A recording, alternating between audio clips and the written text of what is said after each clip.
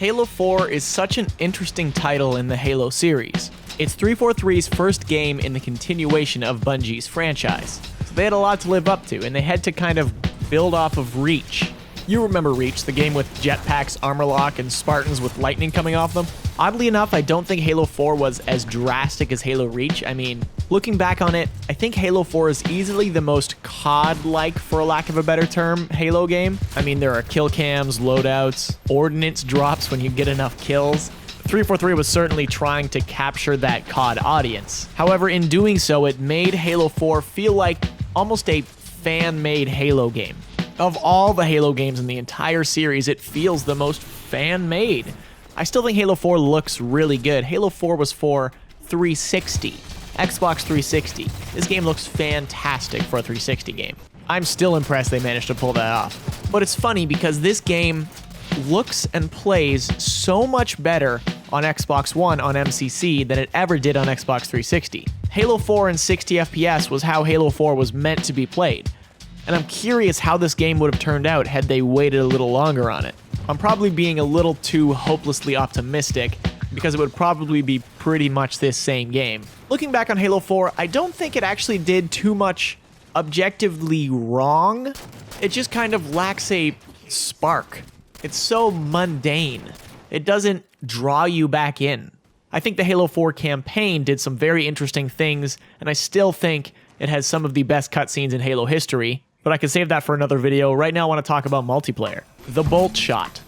What the heck happened there? It's actually crazy to me that the bolt shot wasn't nerfed from testing alone. I always question that. It's the same with armor lock. Why did no one speak up and say, what is this? You can't have this in a game. I would argue that the bolt shot is essentially the armor lock of Halo 4. It has this awful mechanic of insta-killing, so a loadout weapon. You have a loadout shotgun. It's a power weapon. It's insane that you could load out with that weapon. I don't think abilities ruined Halo 4 too much. They were there, and they certainly didn't bug me as much as they did in Halo Reach, but I'm wondering if that's because the maps didn't really feel like they were even made for abilities. I didn't feel like I needed to have a jetpack. For Halo Reach, if you didn't load out with a jetpack, all the maps are very different for you. Every player starts with sprint, a sprint that runs out, which is endlessly annoying.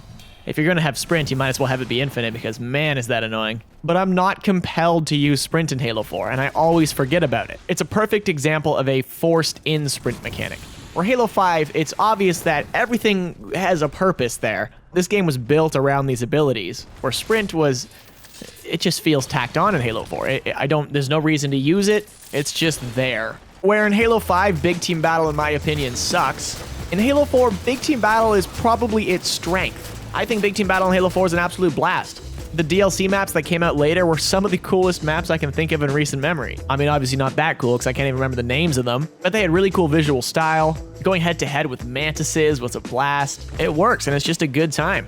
My very first Halo 4 map I ever played was Exile. I played on the PAX Prime show floor, had an absolute blast with it. Well, that's certainly true of every Halo game. Those first few games you play, it was just me. I just Halo. I'm just excited about Halo as a franchise. You know, waiting in line, playing this Halo game. It's super exciting. It's super fun. And yeah, I still think Halo 4 Big Team holds up. Get a bunch of guys together, throw in some Big Team. It's fun stuff. When it comes to traditional Halo and Halo 4, it's a lifeless husk. It's soulless. It plays as if someone had 10 minutes of game footage of another Halo game and they had to make a Halo game. And they used that footage to make Halo 4. From screenshots alone, it's like, yeah, that's Halo. I see Halo there. I mean, I like the look of the BR. I think it's cooler than the Halo 5 BR. I don't know why there's horns on the BR now. The square scope is kind of sweet. It certainly tickles some kind of nostalgia there. But then, of course, upon playing it, you realize, no, this isn't exactly what I wanted. But I find it hard to really tear it down. I'm more apathetic towards it. I don't actively despise it, other than, of course, bolt shots. If you play the Legendary Slayer mode and you just have BRs or something, it's not bad. But then, of course, you add in the ordnance drops, you add in all that stuff. It's not as good. But again, I don't actively despise it. And there were certainly some neat game modes that happened towards the end of Halo 4's life cycle. I wish Ricochet was more prominent. I had a blast with Ricochet. And then, of course, we had this strange scoring system that was just kind of redundant. Like, I'm not sure why they went that way. Again, it was more codified throw more points at people and the players get more excited. But it doesn't matter if you're still going to the same score and it doesn't really change. I think one of the biggest takeaways of Halo 4 is that if you're making a Halo game, you can't half-ass it. You either go strongly one direction in the case of Halo 5, or you play to the classical taste and make something like Halo 3. Otherwise, you get something that's too safe by trying to be too much. You're not going to appease every audience. Everyone's not just going to drop another franchise they love for Halo. And that's certainly not going to happen by pandering to that audience. Obviously, it's not so black and white. You're certainly going to get a crowd there.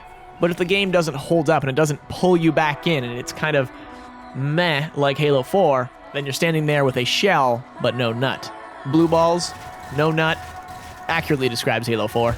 Look, I know it's easy to have this knee-jerk reaction to Halo 4. A lot of people rip on Halo 4, but I think it's going to be really worth playing it again when it comes backwards compatible. I'll try to do some playdate or something. I'll talk in the ReadyUpLive Discord. Come hit us up, discord.gg/ReadyUpLive. I don't know why I looked at my webcam when I said that. Hey, it's worth remembering the successes and the mistakes of the Halo franchise. I'm looking forward to hopping back into it. And hey, if there's something good you can say about Halo 4, the end of life cycle weapon skins, the gold skins and stuff, whew, fire. Fire skins. And armor. There's some sweet armor there too. I'm excited to play around with customization again. It's been a long time. So heed my words, at least give it a shot.